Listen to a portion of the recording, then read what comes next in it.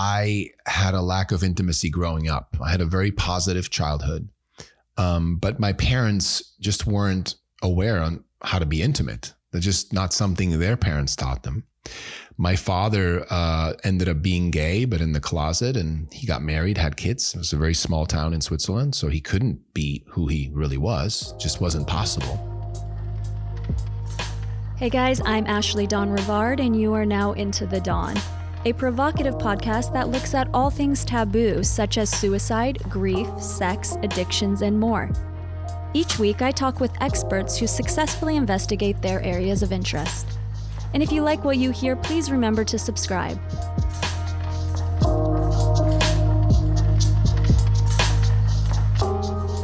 Intimacy.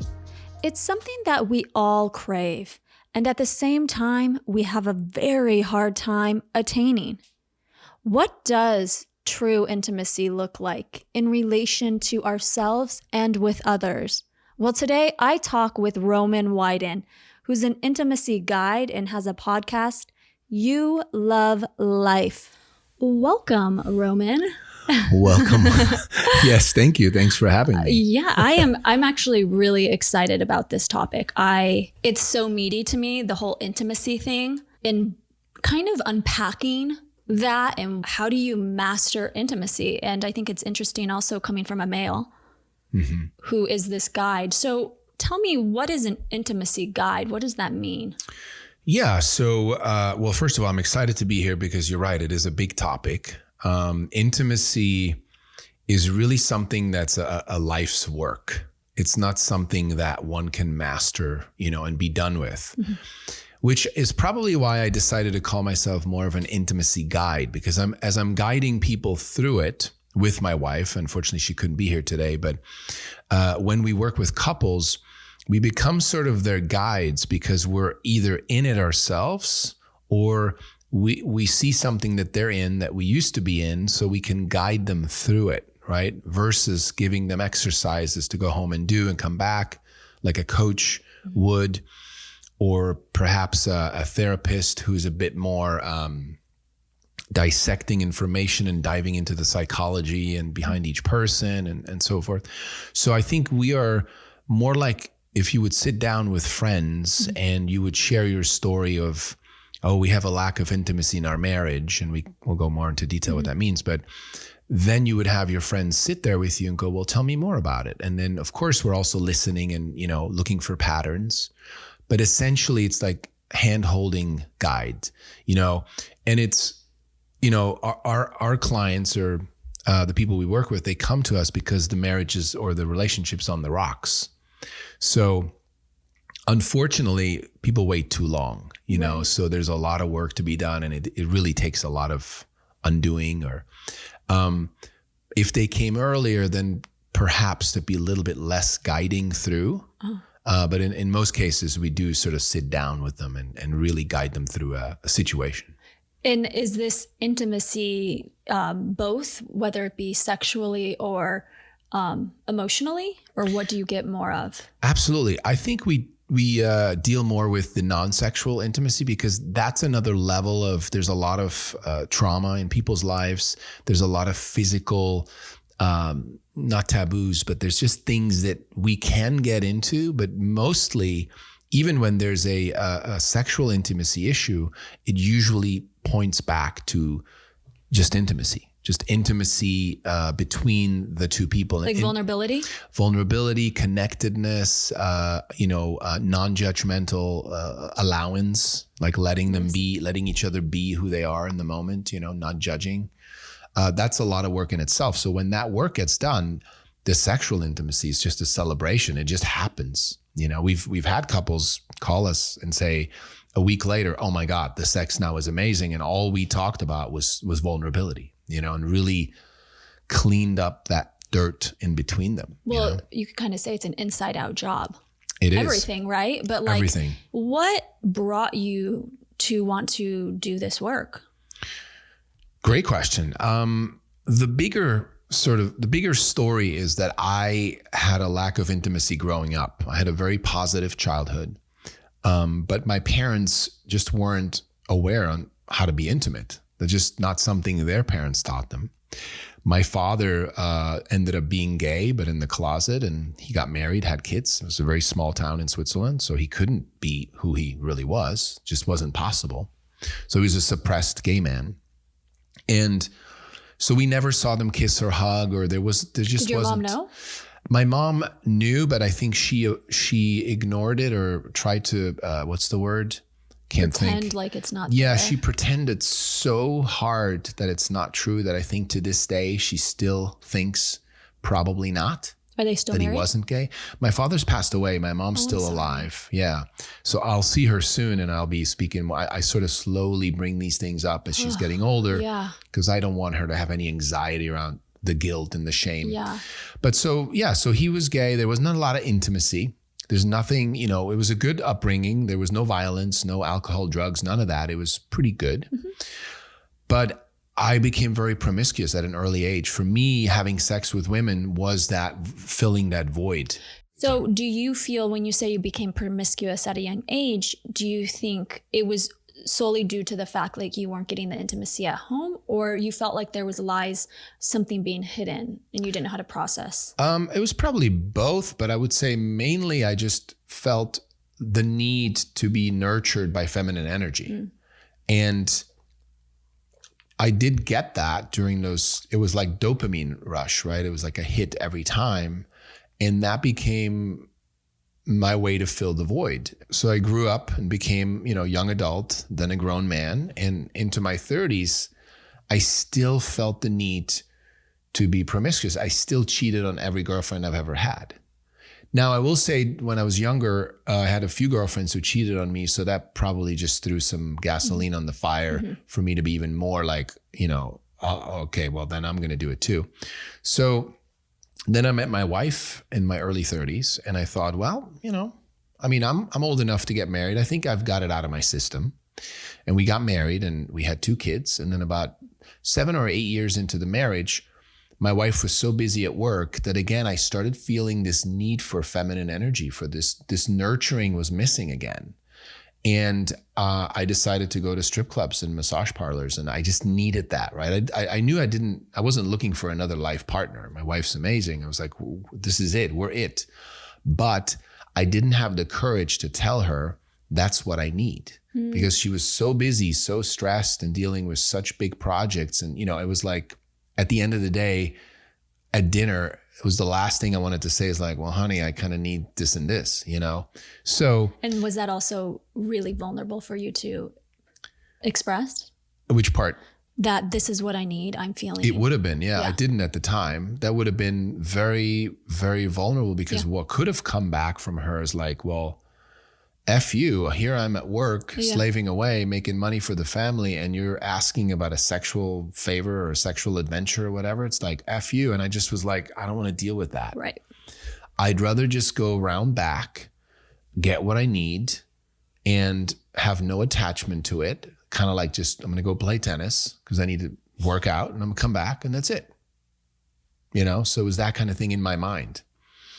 And then years later, when I was at a transformational seminar, my group, there was a group of people doing homework. And the homework was to go tell someone that, we're hiding something from. And I was like, well, I'm not going to do that one. And one guy was like, yeah, you're doing that one. I was like, no, I'm not going to do that one. I have 2 kids. I'm married. It's not, no. He's like, okay, well, then you keep hiding, keep lying, right? And I was like, oh, screw that. So I went home and I sat her down and I said to her, like, there's something I got to tell you. And I told her that I've been, going to massage parlors and strip clubs and that essentially it's cheating. It doesn't matter. Right. Right. And of course it was rough, for her, that was a slap in the face. She had no idea. And for her, it was like, well, here I am at work, working hard, and that's what you're doing. So in essence, it didn't matter how I went about it. It would have been probably confronting anyway, but I went the hard way. So it took us quite a while. It took us a good 6 months to a year. I remember one time driving on the 405 and this is like a couple years later, and it just came back to her where she just looked at me and she's like, I'm feeling disgusted and fuck you. And she's just like going off on it, right? But at the time I was in a good space of like, okay, this is her anger. I got to hold that space and give it to me. Like, let me know, right? So I really got present to the pain and the hurt. And that helped me a lot to be like, okay, I still sometimes feel I need this nurturing, but I now know it's coming from my wound, from my wounding, right? From my void. So I'm not going to go act upon it because I now have a life partner who's committed, who's shown me clearly that she was in for the better, for worse, this one being worse. I'm a big advocate of letting people know they're about to get married, that make sure you really will work through everything. It could be cheating. You know, it is for a lot of people. So yeah, at that point I was just like, okay, I'm done. I'm not going to go around back anymore, which I'm so happy now because it's so cool to know like there's no secret, there's no hiding, there's nothing hidden.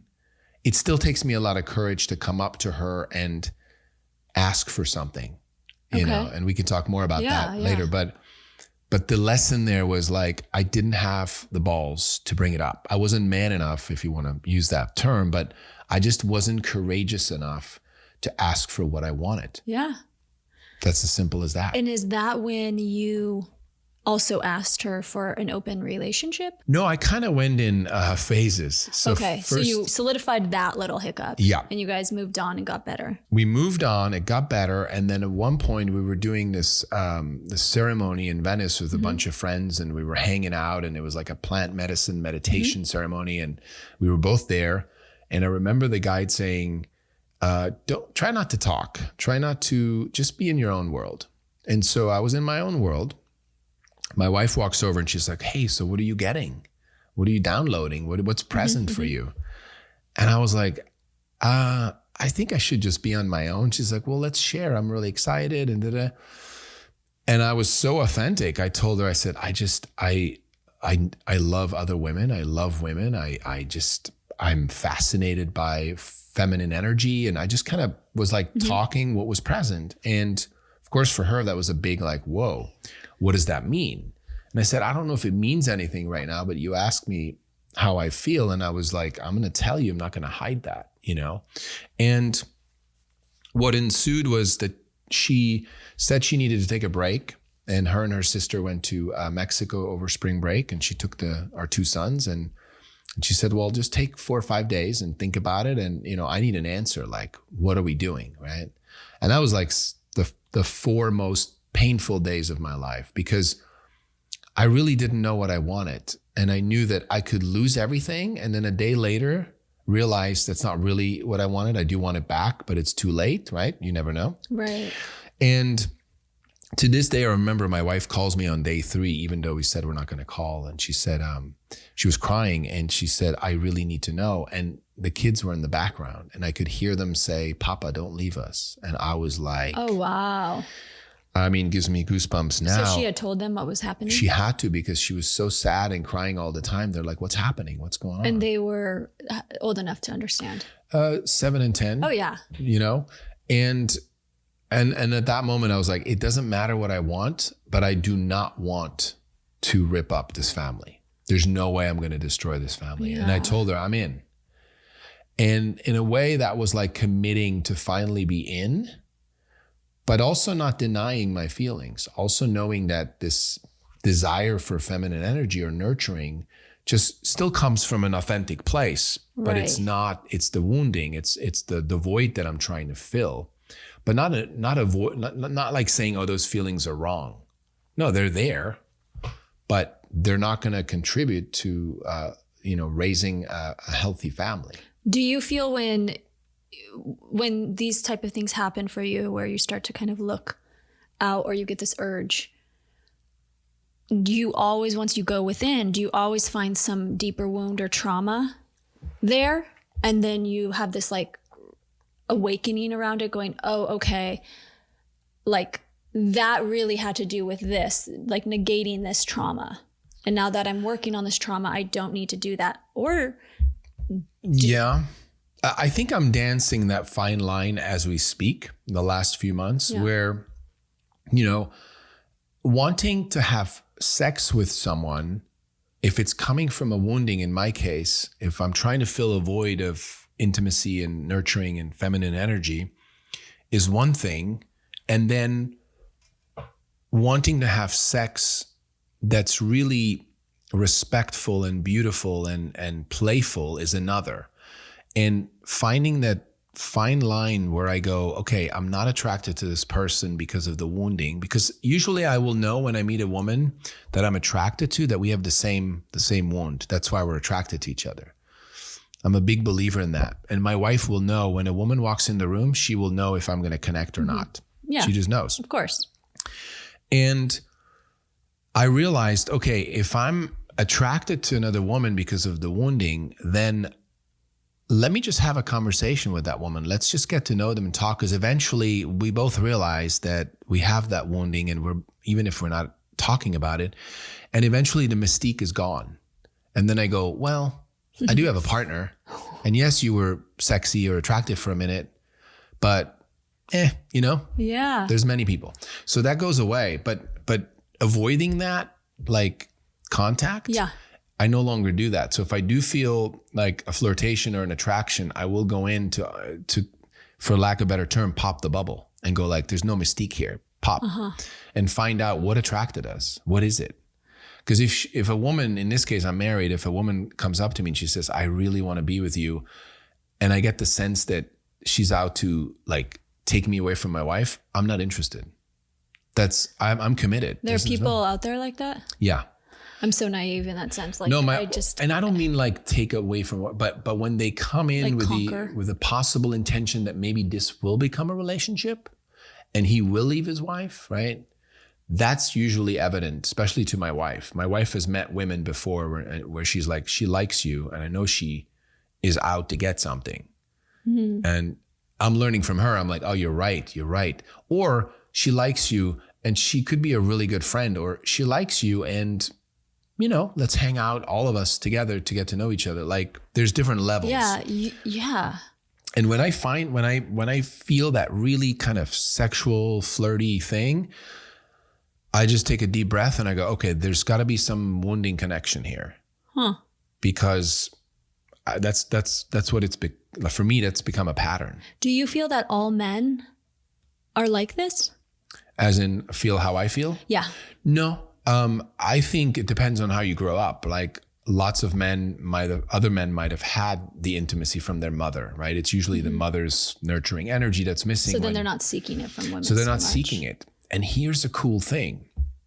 And you tell me if you need to move on. I wanted to add one thing is, we recently went to a cuddle party, and what it is, it's what it is you go there to cuddle with other people and to learn how to ask for consent. So every movement, every hug, every hand motion, everything needs to be consented. You can't just hug someone and then rub their back. You have to be like, is it okay if I rub your back? And then interesting. If they say no, it's like, it's no.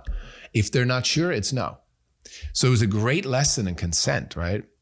But what happened was the last minute before the doors closed, this woman walks in, and clearly her and I were just like, bzzt, right? And my wife knew. She's like, oh, great. Now I'm going to have to be maybe jealous if he's going to hug her. Like there was just something in the air, right? Wow. But we looked at each other. We're like, that's why we're here. We're going to work this out. We're going to talk about it later. And one thing she told me later, what she got from this whole interaction is that she said, I don't want to in the future know that my sons are going to go to some cuddle party or a sex party or something looking for their mother, right? In other words, looking for that nurturing energy that they never got at home. Yeah. And it taught her to really get into the moment of nurturing her kids now. Oh, I love that. She's changed since that. I love 2 that. 2 months ago. Yeah. Wow. She is on fire now, spending time with them and really nurturing them, right? It's not like she hasn't before, but now she's aware that if men don't get nurtured that way, that they will be the guys out looking for it like I did. So in a way, we can stop that pattern now with our sons, because it's again, is there anything wrong with that? Like, yeah, we have to explore sexually, we have to learn things, and we all are going to go through our experiences. But I think when you just cannot stop doing it is when there's really a void. And do you think with men that the guys who, like, I know you said in your case, you were screwing everything and you're like, trying to fill that void when you were younger. But do you think men actually really want to be alone and just quote unquote play the field or just date around? Or are they really actually looking for that deep connection and they just don't know how to do it? I think the answer to me is simple. We're all human beings longing for those deep connections, right? I think when men are sort of, what's it called? When they're on hold, when they want to play the field, right? When they don't want to commit yet, it could be a variety of factors. Mine was, I need to sleep with a lot of women because that's hopefully will fill that void, right? Others could just be that their parents had a messy divorce, super messy, and they're like, I don't want to get into anything committed, right? And there's a lot of people, and I don't want to stereotype, but a lot of people in the polyamorous or open marriage or in those lifestyles often I find them saying, well, I don't really want to get married. I think commitment that doesn't work, right? And usually when I dig deeper, they're parents divorced or, they didn't know their mother or father. Not everyone, but I think there is a pattern there. And so I feel that trauma for a young boy becoming a man, eventually the divorce can really, it's like a PTSD, right? Of course. It can really shock them into like, you know what? I don't want that. I don't want that pain. It's too painful. So then they'll just sleep around or they're afraid to commit. They don't have to be promiscuous. They could just be somebody you meet and they're just not accessible. They just won't let you in because, well, if I open up and she comes in and now we're committed and now it turns into a marriage and a divorce like my parents, no, not going to go there. Right. Okay. Right? So there's many other reasons why, but those are the two most common that we find, that we see men go through. And it's a great question, right? If you're someone looking for a man and he's not available, he's not open. Yeah. It's funny. I just had a client 2 days ago from Australia. This young man, he's 32, beautiful man, just like looks like a men's man with a beard and like beautiful features and just a good guy. And he said to me, I can't open up my heart. I can't do it. And I was like, wow, that's really advanced because you're telling me you can't, but you're aware of the fact that you can't. So let's look at why. And it went back to his father left him when he was 6. He then reconnected with his father when he was 26. And the father said, I'm sorry, I can't be in your life. Oh, wow. Oh, and then wow. you just go, oh, okay. He just spent 20 years opening his heart, right? To go to his father, and his father goes, sorry. Well, that man's going to close his heart. Of course. And so it's safety. I think parenting is so underestimated or underrated, how important it is to really do a good job, to really give nurturing to the children. Even if there's a divorce, there's no reason today why one can't have a peaceful divorce. Absolutely. I say this to our clients all the time. Like one time I had to, can I cuss on this? Sure. I said to this couple, they were bickering back and forth, and I said, guys, I don't give a shit where you guys end up, but you have a kid. Right. I'm here to make this work for the kids. So please, can we stop pointing fingers? Can we get back to what matters, right? And they were both like, whoa. And I said, really, my commitment's to the children. If you don't have kids, honestly, I usually work with couples that have children. If not, it's just, I feel less attached, I feel like they can go either way as long as you guys figure it out and you're not hurting each other, just go figure it out. Yeah. But once there's kids, and that's what we're talking about, right? This sort of trauma that a man, in this case, will later still keep around until his 30s, 40s, 50s. Yeah, it's not looked at. I'm still dealing with it. Yeah. I mean, do you think it's possible then to have a relationship that is just you and your partner for years to come? Yeah, absolutely. And you're not like going out of the marriage or? I think ultimately people always want to know, like, is it better to be monogamous or right or wrong? Or is it right or wrong to be polyamorous or open, or what's the right way to do it? And I always say, like, you have to be happy in the relationship. Now, selfish and happy is different, right? Because you could be like, well, I'm not getting enough sex. I need to sleep around, so I'm not happy, right? It's more about, like, my wife and I, we always say, like, let's talk about everything. So if something comes up, we talk about it. And then we decide, is that something we could explore together in this committed relationship? Because we are committed to be each other's mirrors. It would be much easier for us to just divorce and us to go and do whatever we want to do. There's going to be less learning, less spiritual hurdles that will give us growth in that, because it's just me with no resistance doing what I want to do. But inside my marriage, right, for me to have any kind of sexual fun that I'm going to explore with my wife, I have to bring it up. I have to have the courage to bring it up, and I have to be able to be with a no.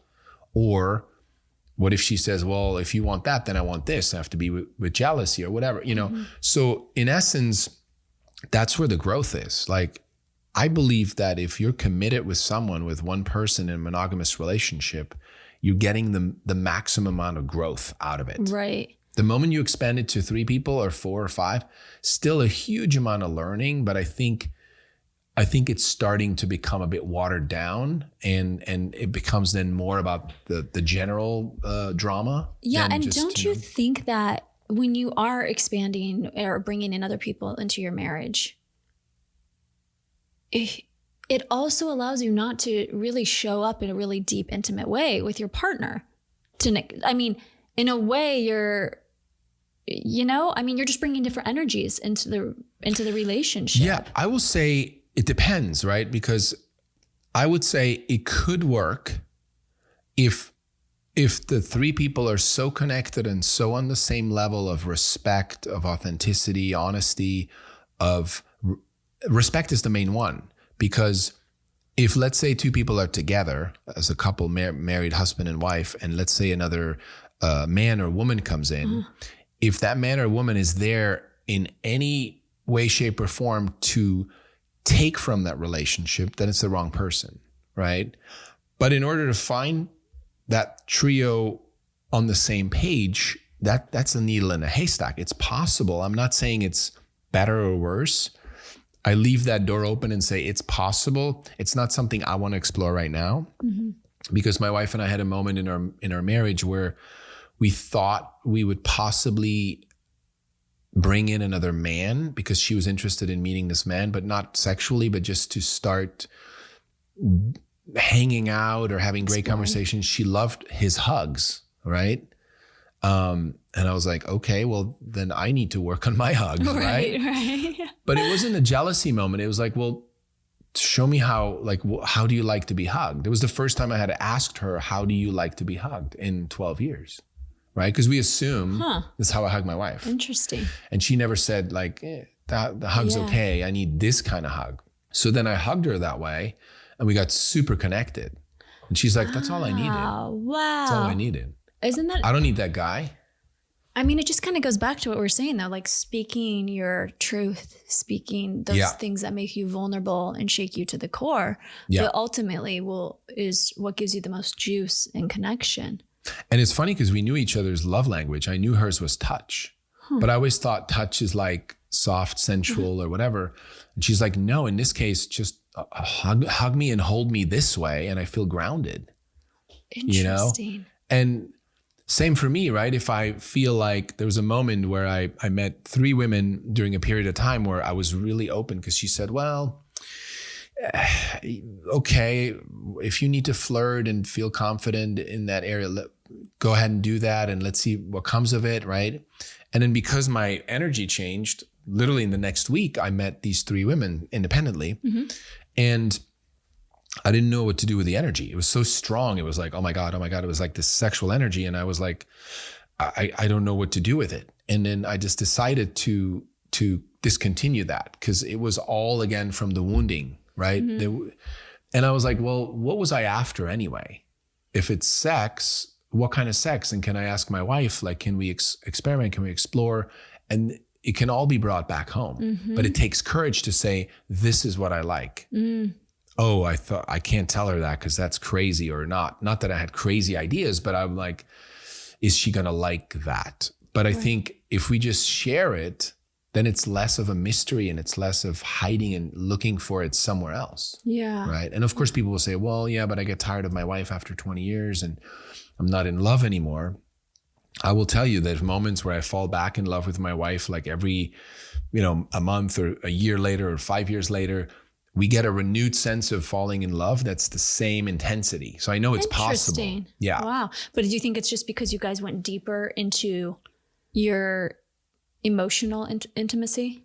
Absolutely. I think the reason why my wife and I can fall in love with each other again is because when there is, I sort of, intimacy to me is like, imagine that we both have a clear pane of glass, right? I have one, you have one. We can see each other through it clearly. And then the moment we start having secrets or not expressing something or sort of being, suppressed, the glass gets kind of dirty. Little by little, you kind of start not really seeing each other. And my wife and I have come up with this sort of commitment that we say, whenever it's dirty, let's sit down and clean it. Let's find out. Yeah. And then the love is there again because you now can see each other again. And it's the same person that you fell in love with 25 years ago. So interesting. Like when you talk about when you have these moments and you share with your wife, I feel like there's a tightness when you speak about it. I'm like, like I would feel so much rejection, I feel. From which part? From if my partner was like, I want to explore another woman. I don't know. That just like is absolutely. Like the fear of that to me. Yeah. Like my biggest fear is being cheated on. And it goes back to like, obviously, right? Like not being worthy or good enough, right? Yeah. So that to me, like I don't think I would be able to do the whole open thing. I'd feel so much jealousy. And she does too, by the way. This is something we've come to learn, like a couple things, and it's great that you brought that up. How we do it is, first of all, it's when things are brought up, right? There's a timing. It's also how they're brought up. Is the space safe? Am I just like putting it in a space like, hey, I want to be with other women?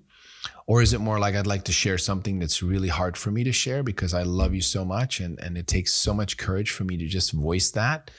And there's nothing I need to do with this or you need to do with this, but I just need to share, right? That's a different conversation, right? Yeah. And still, it'll be that lump in the throat because we did one the other day and it was still like, she still said, I felt unsafe. I felt like unsafe is a word she uses a lot. Me too. Right? Yeah, I do. And I said, I totally get it. And I know why. And here's probably what I could have done, should have done. So it's like it's a work in progress, right? Most couples just don't do it because, well, then my wife will feel hurt. Yeah. Well, if you never start, then you will never, ever have the courage to ever bring it up again in the future. And it's just downhill from there. You got to start somewhere. You got to start saying, but I think that's why it's good to take seminars and workshops where it's about communication and how couples and relationships work. And that's where we got all this from. We didn't know how to do this. Nobody taught us how to. It seems pretty natural to you. I mean, it is now. Yeah. Because we do it daily. Wow. There's daily conversations where the other day, this was amazing. I come home, I'm like, hey, honey, I was so happy from my walk. And she was kind of in a funky mode because of her, the business thing she's going through. And she looked at me and she's like, I can't even look at you. You're so fake right now. And I was like, what? And it just hit me because what I did is I rolled over her emotions. I didn't acknowledge the space she was in. I was like, hey, let's just keep this all happy. Yay. Because that's how I grew up. My mom was always like, let's not talk about the bad things, right? You weren't meeting her where she was at. Exactly. I wasn't reflecting her. I wasn't giving her space. I was just like, let's make it a good day. Mm-hmm. And when she said, you're so fake, it was almost like somebody took an ice pick to my chest was made out of ice and just like, it just crumbled. And I went into like a 3-day ego death. I didn't know who I was. Like, if I'm fake, then who am I? And where else have I been fake? And what do I really want? And I don't even know what I want. I mean, it was like wow. That's awesome. But I knew there was a bottom to it. I knew that I would come back up from that. Like, oh, now I can be whoever I say I am. Yeah. And I can be with her, reflect her, and be present with her. And so that was just like a month ago or something like that. So we constantly, but if she wasn't honest, if she was like nicey, which she has been, and me too. That's why we fell in love with each other. We're too nice in a way because we're just afraid to hurt the other person. And here's an interesting insight I had the other day. It's so cool. Somebody, it was the Australian client I was talking to, and he said, he said, I'm afraid to hurt my girlfriend, by telling her blah, blah, blah. And I said, look, it's never that we're afraid to hurt our partner. It's that we're afraid to hurt them, and that the anger that comes back from them, we won't be able to handle. So we don't go there, but we say, I'm afraid to hurt you, so I'm not going to do it. Right. But it's really scared to be able to handle it. Yeah. And I said, you're a man. You can go out there and be honest. And if you get anger back, just hold the space. Yeah. Just ask her what else until everything's out, right? So every time you have these conversations then, I was talking to my girlfriend about this the other day of like, sharing with dating and that whole thing. It's very, uncomfortable and what have you. Yeah. And she was saying how she couldn't, so she noticed that she literally, she's like very authentic with me and she's like a seeker and all this stuff, but she notices with men, she doesn't really share who she is. Yeah. And she's like, I don't know why I do that. And so I said, it's like that moment of knowing, oh, I'm trembling. I like feel like I'm going to vomit, but that's where the gold is. And like, you have to express that because it's not about them, It's always about you feeling like, absolutely, I just showed up. And I think it's just a fear of not being accepted. Yeah. Because when you say I'm into crystals and I love fairies and the guy's like, okay, and he's out of there.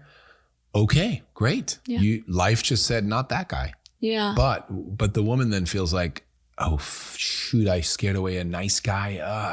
I shouldn't have mentioned. No, if that's who you are. Yeah. But it is a fear of being rejected or because we're rejecting ourselves. Yeah. We all, to an extent, still do, right? It's a daily process to show up for ourselves. My fear with my wife, the resistance I have to tell her stuff is the fear of being judged and not accepted, of being, crazy or dirty or, whatever. And so therefore it's easy for me to say, I'm not going to tell her about that. But now there's a second voice that says, yes, you are. And then I do it. Before it was just like, nah, not going to say that. Yeah. Now I know that, like you said, there's the gold, Oh yeah. So much work. But it's almost like, but that's the only work we got to be doing. Yeah. Like if you and I can have that like kind of life and share this with people through podcast and through, that means the work is out there. Yeah. People are doing it. Yeah. I hope more people join in, right. We gotta, it's not a doomsday message, but our kids really need change, Yeah, for sure. Yeah. The paradigm is shifting. So speaking of paradigm, how do you think the roles men and women have played in relationships is changing? So that's a great question. I'll try to stay precise. I think what's happening right now, there's two things. You have the sort of the Me Too movement, the politically correct, there's that happening, and thank God it's happening. It needed to come into the light, right? Then there's the transgender and sort of like, I don't need to be labeled, I'm not a man or a woman. I can be whoever I am. I get there's a need for people to just feel like they can at least say who they think they are, which is I can't be labeled. I get that. The only problem with that is that I have a mentor, Brett Jones out of Australia. He does the Relationship Warrior Code work, which is basically just creating amazing marriages. That's his goal, and saving marriages that are on the rocks. And he's done work over 30 years with thousands of couples. And he always says, look, as human beings, we both have masculine and feminine energy. At some point, we decide which one to really kind of go with. So even in a gay or lesbian relationship, one partner has more masculine energy, or not has, but is in the state of the masculine more often than the other. And that's why there's a harmonious dance, right? But when it shifts, for example, let's say a man and a woman, with my wife, I used to be in the feminine more often and she was in the masculine. So her in the masculine just meant she was at work, she was busy, she was slaying the dragon. I was more creative, independent, freelancer. I was taking the kids to school. And this is where we can't mix this up. This is not about the gender roles in society. It's not about male versus female. It's really just an energy. For example, if men talk a lot, and I do that, used to more than now, men who talk a lot are in the feminine state. Not to say women talk a lot all the time, but it is proven that women use about 27,000 words a day. We're like a third, right?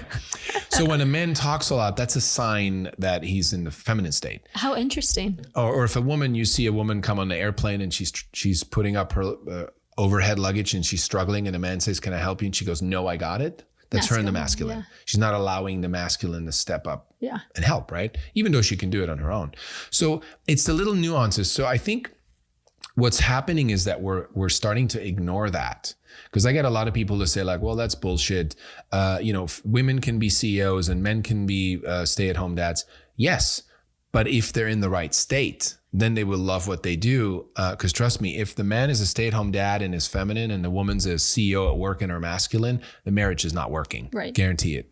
It's not about the roles. It's just, so I feel there's a lot of work that we need to do to realize like, as a man, I realize that you women, what you want is you don't want us to fix the problem, right? You just want us to listen so you can just talk about the day, right? Where we go like, honey, okay, hold off. All you have to do is tell her this and this. I got to go. And you don't feel acknowledged. You're like, I don't want you to fix it, right? Right. Or when there's an argument and my wife we don't really argue that much, but let's say she says something and she runs off into the room.